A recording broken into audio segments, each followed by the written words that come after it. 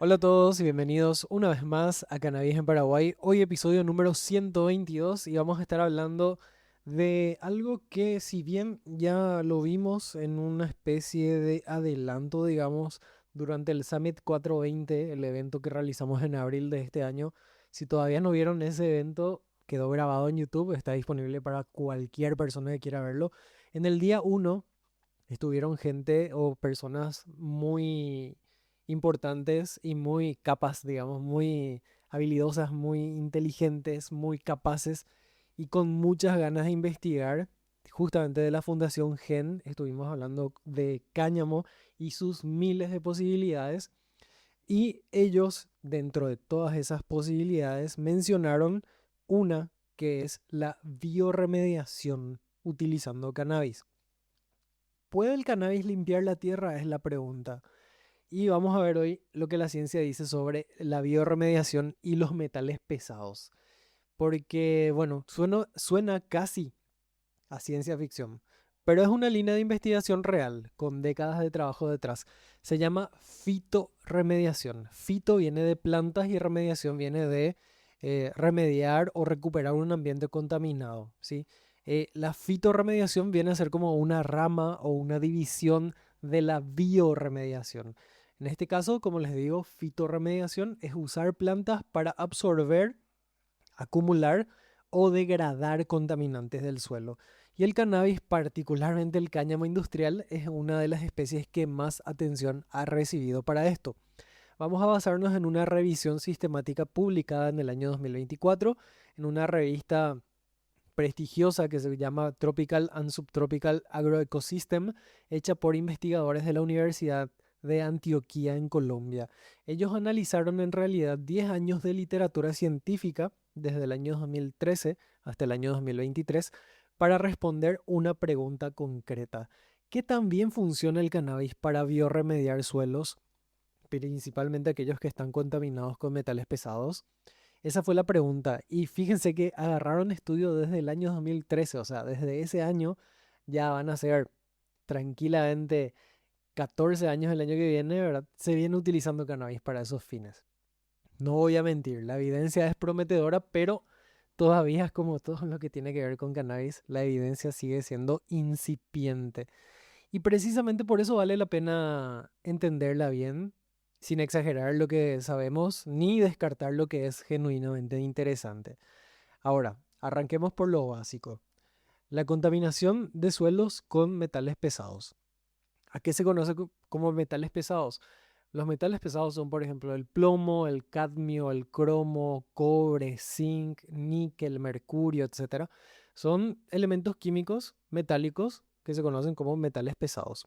Y esta contaminación por estos metales pesados es un problema ambiental serio que se genera en su gran mayoría por la actividad humana principalmente, a veces por minería, la industria química, el uso de agroquímicos. eh, por ejemplo, hay ciertos herbicidas que tienen metales pesados, ¿verdad? Hay curtiembres también en trabajar sobre cuero. El problema con los metales pesados es que no se degradan como otros contaminantes, es decir, se acumulan y desde el suelo pasan a las plantas y de las plantas a los animales y eventualmente a nosotros, a través de, obviamente, la cadena alimentaria. Eso genera desde daños en el ADN hasta enfermedades crónicas. Existen varios métodos para remediar esto. Está, por ejemplo, la remediación física, la remediación química, la remediación biológica y dentro de esta última está la fitorremediación, o sea, usar plantas vivas que absorben los contaminantes en sus tejidos. Es más barata que los métodos químicos y físicos, es menos invasiva para el ecosistema y socialmente se percibe mejor que, por ejemplo, remover toneladas de tierra contaminada.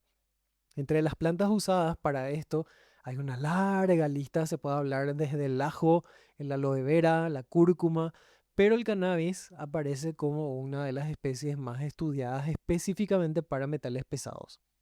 Ahora, ¿cómo se hizo este estudio del cual vamos a hablar o en el cual vamos a basar este episodio? Porque es importante saber esto antes de meternos en los resultados. Los investigadores siguieron un protocolo que se llama PRISMA, que es un protocolo estándar para revisiones sistemáticas, y buscaron en 4 bases de datos principales: ScienceDirect, Springer Link, Scopus y Google Académico, que son bases de datos donde uno puede entrar y encontrar artículos científicos de toda clase. Encontraron en todas estas bases de datos, desde el 2013, 66 artículos. Y fueron filtrando porque a veces aparecían duplicados, tenían ciertos criterios de inclusión, por ejemplo, que sean artículos originales en inglés, de revistas confiables de los últimos 10 años y demás. Y ahí quedaron 42 elegibles para la lectura completa. De esos, terminaron seleccionando solamente 17 artículos para el análisis final, 12 de bases de datos indexadas y 5 de literatura gris que se conoce. Bueno, estos 17 artículos en 10 años, que serían el filtrado de artículos más confiables que existen sobre el tema de usar cannabis para biorremediación. Ese número ya nos dice algo. Esta no es un área masivamente estudiada. Para empezar, solamente 17 artículos de cannabis en biorremediación en 10 años. Es un nicho de investigación real, pero todavía es muy chico. Geográficamente los estudios se concentraron en apenas 9 países.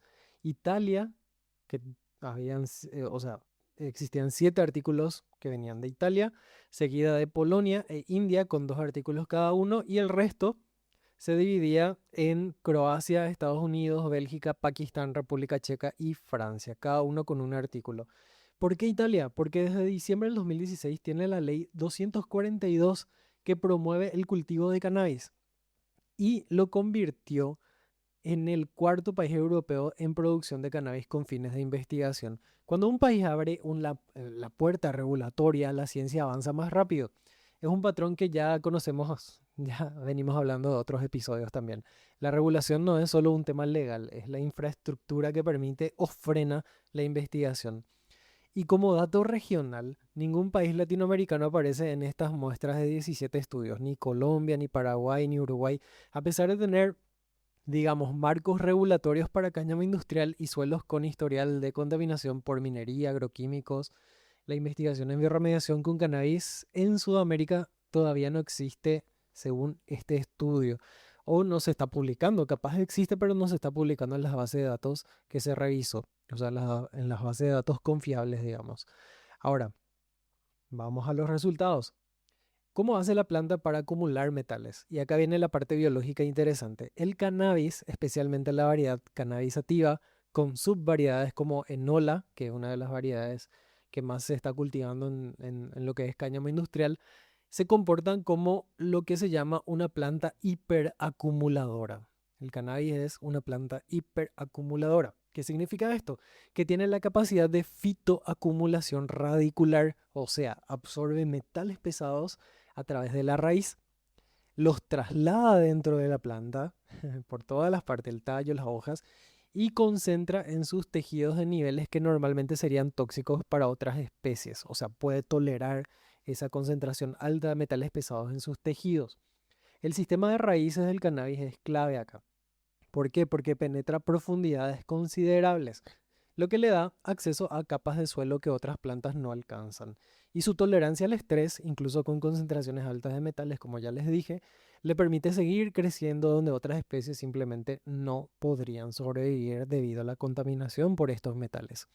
A nivel bioquímico, la planta se protege usando 4 enzimas antioxidantes principales según el artículo: la glutatión disulfuro reductasa, la fosfolipasa D-alfa, la catalasa y la ascorbato peroxidasa. Esas son las 4 enzimas que tiene la planta, principales que le permiten, digamos, o sea, tienen ese efecto antioxidante. Estas enzimas lo que hacen es evitar el estrés oxidativo generado por estos metales pesados, de manera que así pueden no dañar las células de la planta. Básicamente el cannabis tiene un sistema de defensa interno que le permite, digamos, convivir con niveles de toxicidad que matarían a otras plantas.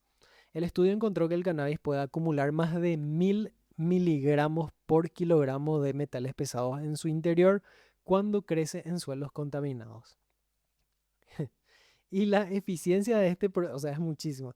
Y la eficiencia de este proceso depende de dos factores: la capacidad hiperacumuladora, como ya les dije, de la planta y cuánta biomasa produce.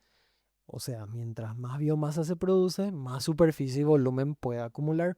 Mientras más crece cannabis, más puede absorber estos metales pesados del suelo contaminado. Ahora, ¿qué metales y dónde se acumulan? Eso es muy importante. Los metales más estudiados en esta revisión fueron plomo, cadmio, cobre, manganeso y níquel. 5 metales pesados. Aunque también aparecen cromo, zinc, hierro, arsénico, mercurio y cobalto en menor medida también en los artículos. Para medir que también la planta hace este trabajo, los investigadores usaron dos indicadores clave: el factor de bioconcentración, o sea, la relación entre la concentración del metal en la raíz de la planta y la concentración en el suelo contaminado, y el factor de translocación, o sea, ellos midieron que también la planta mueve el metal desde la raíz hacia sus hojas, por ejemplo. Los resultados fueron los siguientes. El cobre tuvo mayor factor de bioconcentración con 4,402 miligramos por litro, seguido del plomo. No voy a ahondar tanto en números, ¿verdad? Pero seguido el plomo, después del cromo, el zinc y después el cadmio, con mucha menor concentración. En cambio, para la translocación, o sea, qué tanto el metal viaja desde la raíz hacia arriba, el cadmio lideró con 1,9 seguido de zinc, cobre, cromo y plomo. ¿Qué significa esto en la práctica, así en castellano? Que la planta es muy buena concentrando ciertos metales en la raíz, pero no todos esos metales viajan igual de bien hacia el resto de la planta. El cadmio se mueve con más facilidad hacia las hojas, el plomo y el cromo tienden a quedarse mucho más concentrados en las raíces.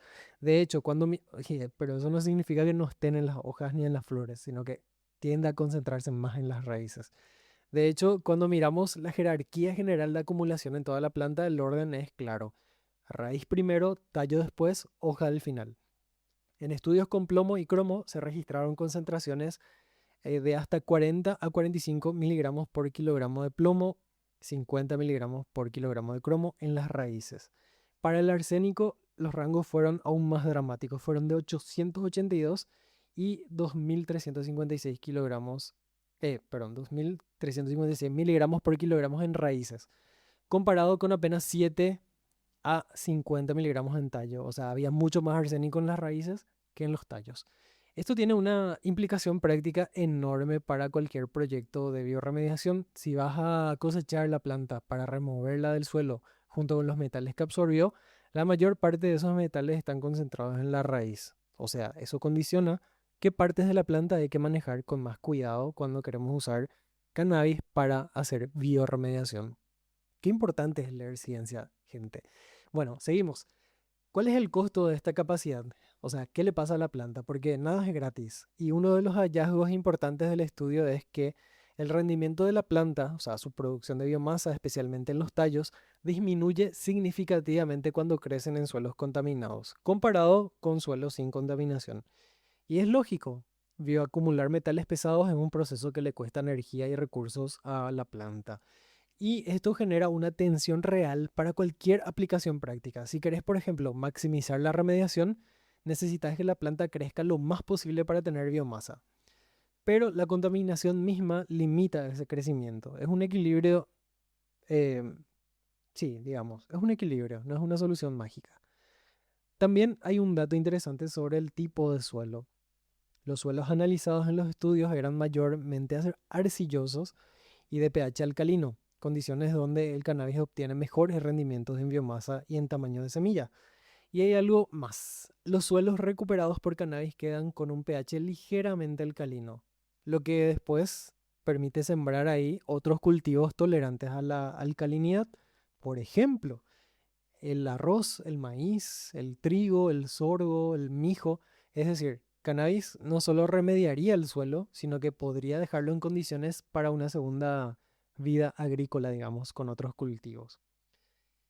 ¿Y después qué se hace con la planta contaminada? Esa es una pregunta importante que segurito todos ustedes también se hicieron, igual que yo. Acá está uno de los puntos que más está, digamos, interesante, porque conecta directamente con algo que ya charlamos en otros episodios. El cáñamo industrial no es solo la flor, ¿verdad? Es fibra, es tallo, es semilla.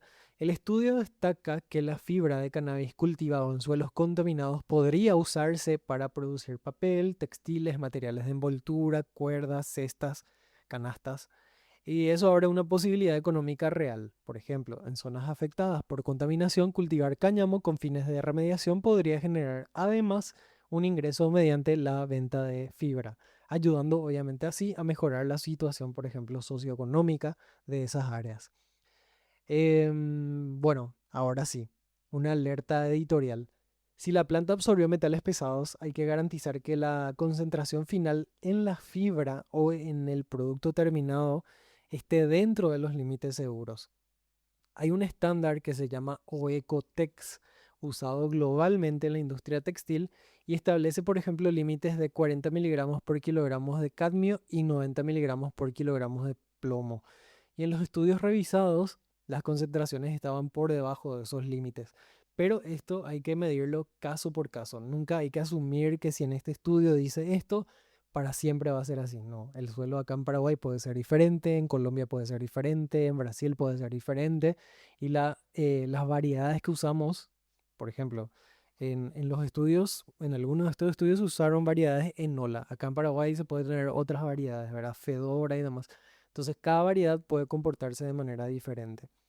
Y otro dato clave es que hasta el momento no hay una norma que prohíba específicamente la comercialización de raíz o tallo de cannabis usado en biorremediación, a diferencia de la flor, que sí está regulada por su uso narcótico. Y eso deja una ventana regulatoria interesante si se ponen a pensar, para pensar la raíz y el tallo como productos de valor agregado en proyectos claro, de remediación, por ejemplo. Ahora, para ir terminando, como pasa con casi todo el mundo del cannabis, la posibilidad de usar esta planta para biorremediación no depende únicamente de que también funcione biológicamente, depende también de la legislación de cada país. El estudio pone como ejemplo a Colombia, que desde el 2017 existe el decreto 613 que define el autocultivo como hasta 20 plantas, y la resolución 227 del año 2022 que establece condiciones para el uso industrial del componente vegetal, o sea, hojas, tallos, granos y derivados no psicoactivos. Eso permite sacar licencias específicas para ese tipo de actividad en Colombia.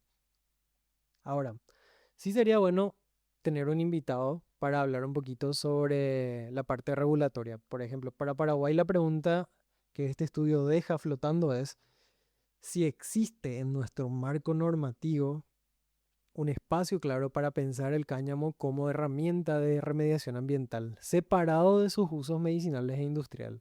Esta es una afirmación que requiere obviamente una confirmación con un especialista regulatorio antes de decirse como hecho, y mucho menos en este espacio. Así que dejo ahí la pregunta, si de por ahí hay algún profesional del área, algún em, profesional del MADES, ¿verdad? Capaz el ministro del MADES, no sé si soy muy ambicioso, pero sería bueno preguntarle. Ahora, para cerrar, hay que hablar de las limitaciones. Estas limitaciones hay que decirlas también en voz alta. Como hacemos siempre en este podcast, vamos a ser honestos sobre qué tan sólida es esta evidencia. Y para empezar, lo que dijimos, son apenas 17 artículos en 10 años. Es una base de evidencia chica. Hay que seguir investigando. Y buena parte de estos estudios son investigaciones in vitro, de laboratorio o de invernadero y revisiones sistemáticas de otros estudios pequeños. No hay todavía evidencia robusta de aplicación a gran escala. Tampoco hay evidencia robusta de aplicación en campo abierto. Tampoco hay evidencia de aplicación durante años. Y tampoco en condiciones reales de una zona contaminada. Son in vitro, en condiciones controladas todavía. Los propios autores del artículo señalan que no se ha identificado todavía una variedad o cepa de cannabis con un rendimiento biorremediador, digamos, claramente superior a las demás. O sea, no hay una comparación entre variedades para saber cuál es mejor biorremediador, cuál fito acumula más, cuál fito absorbe, bueno, etcétera. O sea, no hay una comparación para decir Fedora es mejor, Felina es mejor, ¿verdad? Variedades de cañao. O el Purple Haze es mejor. No, la AK-40, no. O sea, todavía no se hizo. Sería interesante hacer. Y estamos todavía en etapa de caracterización. Todavía no estamos en etapa de optimización. hay que hacer las investigaciones. Otro punto es que hay falta de estandarización en los métodos de investigación. Diferentes estudios miden cosas distintas, en condiciones distintas, con metodologías distintas, y eso dificulta comparar resultados y generalizar conclusiones. Y como último punto, cero estudios de América Latina en esta revisión. No significa que no se pueda hacer acá, significa que hay una oportunidad de inversión y de investigación real, sin explorar, en una región que tiene tanto cáñamo industrial en desarrollo como también zonas de contaminación de suelos por agroquímicos, minería, curtiembres, etc. Entonces, ¿puede el cannabis limpiar la tierra? La respuesta honesta es, tiene un potencial real y medible, pero todavía estamos lejos de hablar de una solución lista para implementar a gran escala. Lo que sabemos con, digamos, relativa solidez es que el cannabis, particularmente, se comporta como una planta hiperacumuladora de metales pesados, especialmente en la raíz y el tallo y en pequeña cantidad también en las hojas y en las flores. Puede acumular la planta más de 1000 miligramos por kilogramos de metales cuando crece en suelos contaminados. Distintos metales acumulan y se trasladan de forma distinta dentro de la planta. La biomasa de la fibra puede tener un segundo uso económico, como ya dijimos. El marco regulatorio de cada país también determina si esto es siquiera una posibilidad legal a explorar. Y lo que todavía no sabemos es qué también funciona esto en el campo abierto y a largo plazo, qué variedad específica rinde mejor, cómo se comportan los suelos y el clima de nuestra región, y qué pasaría si Paraguay decidiera generar su propia evidencia local. Ni bala de plata ni curiosidad sin sentido. Es una línea de investigación seria, incipiente, con aplicación potencial real para la agricultura y para la gestión ambiental que en nuestra región todavía nadie está estudiando. Así que te dejo ahí la información. Sería muy bueno, qué sé yo, dentro de un par de años entrevistar a algún investigador que ya esté realizando bioremediación con cannabis en Paraguay. Preguntitas. Si el cáñamo industrial ya se cultiva en Paraguay para fibra y exportación, ¿tendría sentido evaluar su potencial de bioremediación en zonas agrícolas? Por ejemplo, en esas zonas con alto uso histórico de agroquímicos o en zonas donde, por ejemplo, se hace minería, ¿verdad? Paso Yobay, por ejemplo, es una zona de minería de oro, ¿verdad? Se usa mucho mercurio también para extraer el oro. Otra pregunta. La fibra de una planta que absorbió metales pesados puede tener valor comercial si se controla la seguridad. ¿Confiarían ustedes en un producto textil o de papel hecho a partir de bioremediación? Sabiendo, por ejemplo, que se verificaron los límites de contaminantes. Y última pregunta, ningún estudio de esta revisión viene de América Latina. ¿Qué haría falta, ya sea recursos, marco regulatorio, interés académico, para que investigadores paraguayos o de la región también, por qué no, empiecen a generar esta evidencia? Dejo esas preguntas ahí. Nos escuchamos en una próxima edición. Será hasta entonces. Chao, chao.